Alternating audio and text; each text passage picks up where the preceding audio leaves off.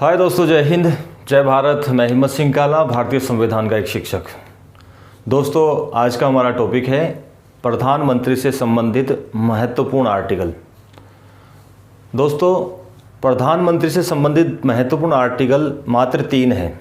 Article 74, article 75, article 78। ये तीनों article प्रधानमंत्री से संबंधित है और लगभग ये मान के चलना है कि आर्टिकल 74 या 75 या 78 इन्हीं से ही क्वेश्चन पूछे जाते हैं प्रधानमंत्री से संबंधित अगर कोई आर्टिकल पूछा जाएगा तो। दोस्तों, हम शुरुआत कर रहे हैं आर्टिकल 74, 75 और 78। ये प्रधानमंत्री से संबंधित है। दोस्तों, आपको देखना है कि 74 में क्या लिखा है, 75 में क्या लिखा है, 78 में क्या लिखा है।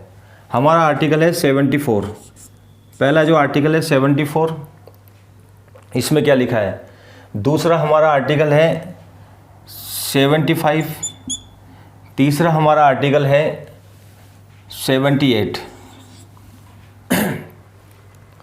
दोस्तों, article number 74, article number 75, article number 78, ये जो तीनों आर्टिकल हैं, ये तीनों आर्टिकल प्रधानमंत्री से संबंधित हैं और काफ़ी महत्वपूर्ण आर्टिकल हैं। दोस्तों, आर्टिकल 74 में क्या लिखा है। आर्टिकल 74 में लिखा है मंत्रिपरिषद। आर्टिकल 74 में लिखा है मंत्रिपरिषद। आर्टिकल 74 में लिखा है मंत्रिपरिषद। आर्टिकल 74 में लिखा है मंत्रिपरिषद। आर्टिकल 75 में लिखा है पीएम की नियुक्ति। आर्टिकल 75 में लिखा है पीएम की नियुक्ति। आर्टिकल 75 में लिखा है पीएम की नियुक्ति और आर्टिकल 78 में लिखा है पीएम के कर्तव्य। पीएम के कर्तव्य। पीएम के कर्तव्य। आर्टिकल 74 मंत्रिपरिषद की बात करता है, आर्टिकल 75 नियुक्ति की बात करता है और आर्टिकल 78 कर्तव्य की बात करता है। दोस्तों, मोटे रूप से हम जब देखते हैं कि आर्टिकल 74 में मंत्रिपरिषद का उल्लेख है, केंद्रीय मंत्रिपरिषद का, और आर्टिकल 75 में पीएम की नियुक्ति है और आर्टिकल 78 में पीएम के कर्तव्य है। दोस्तों, यहाँ पर सबसे बड़ी ध्यान रखने वाली बात यह है कि जब हम 74 में मंत्रिपरिषद को देखते हैं तो ध्यान रखने योग्य बात यह है कि जो राष्ट्रपति है हमारे भारत का जो राष्ट्रपति है, ये अपने परामर्श के लिए मंत्रिपरिषद का गठन करता है। मंत्रिपरिषद का गठन करता है। राष्ट्रपति अनुच्छेद 74 के तहत अपने परामर्श के लिए मंत्रिपरिषद का गठन करता है। ये मंत्रिपरिषद का गठन कौन करता है? राष्ट्रपति करता है। मंत्रिपरिषद का गठन राष्ट्रपति करता है और अपने परामर्श के लिए करता है। ये ध्यान देने योग्य बात यही है इसमें इम्पोर्टेंट। और जब परामर्श के लिए मंत्रिपरिषद का गठन करता है राष्ट्रपति, तो इसका जो मंत्रिपरिषद है, इसका जो प्रधान होगा, ये ध्यान रखने योग्य बात है, इसका जो प्रधान होगा ये भारत का प्राइम मिनिस्टर होगा। प्रधान जो होगा भारत का प्राइम मिनिस्टर होगा। अर्थात 74 में लिखा क्या है? 74 में लिखा है केंद्रीय मंत्रिपरिषद। 74 में लिखा है केंद्रीय मंत्रिपरिषद।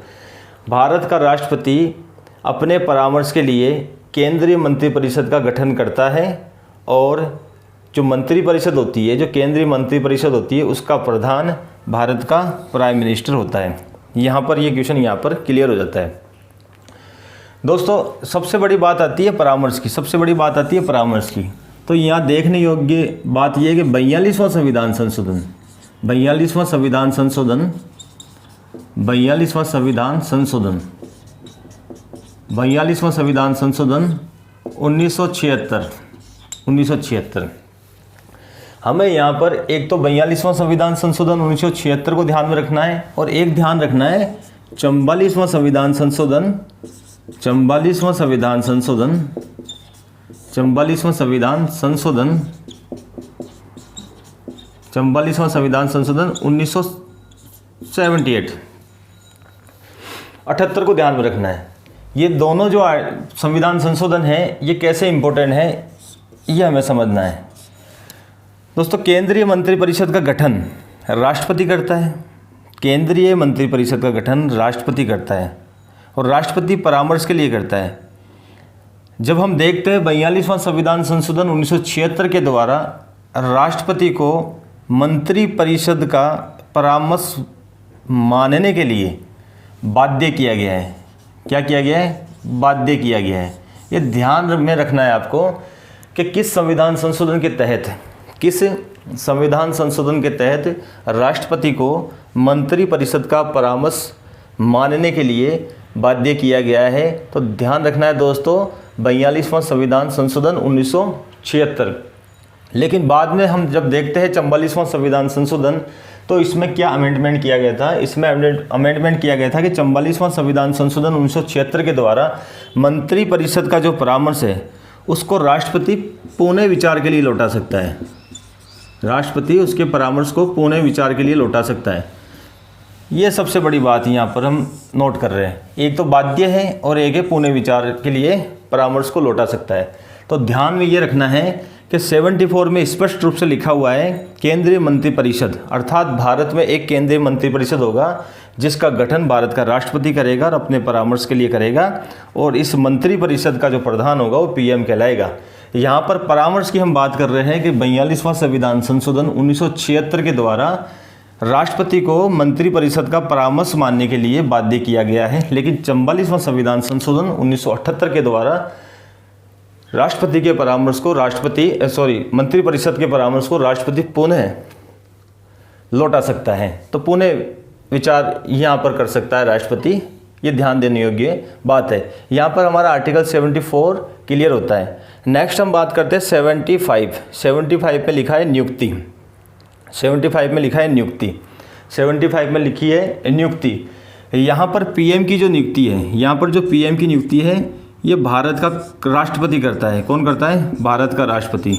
यहाँ पर पीएम की नियुक्ति भारत का राष्ट्रपति करता है और उसके साथ साथ पीएम के परामर्श पर अन्य मंत्रियों की नियुक्ति भी कौन करेगा? राष्ट्रपति करेगा। अन्य मंत्रियों की नियुक्ति भी कौन करेगा? भारत का राष्ट्रपति करेगा। सिंपल आर्टिकल है। 75 में ये लिखा है कि प्रधानमंत्री की नियुक्ति राष्ट्रपति करेगा और प्रधानमंत्री के कहने पर या प्रधानमंत्री के परामर्श पर अन्य मंत्री की नियुक्ति भी राष्ट्रपति करेगा। यहाँ पर 75 जो आर्टिकल है क्लियर होता है। नेक्स्ट हम देखते हैं 78। दोस्तों 78 में क्या लिखा है? 78 में लिखा है पीएम के कर्तव्य लिखे।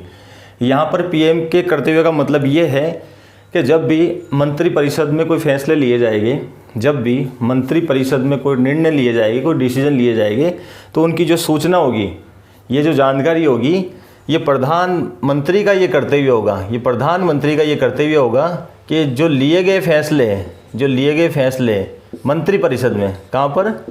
मंत्रिपरिषद में जो लिए गए फैसले मंत्रिपरिषद में, इसकी जो सूचना है भारत के राष्ट्रपति को देगा प्रधानमंत्री। ये प्रधानमंत्री का कर्तव्य है। अर्थात भारत का प्रधानमंत्री आर्टिकल 78 के तहत मंत्रिपरिषद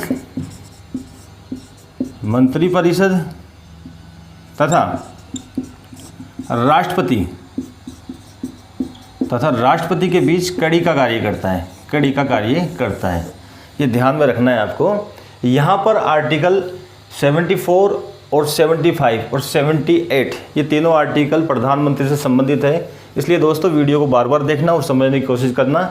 ये हमने आज आर्टिकल 74 और 75 और 78 को देखा है। जय हिंद, जय भारत।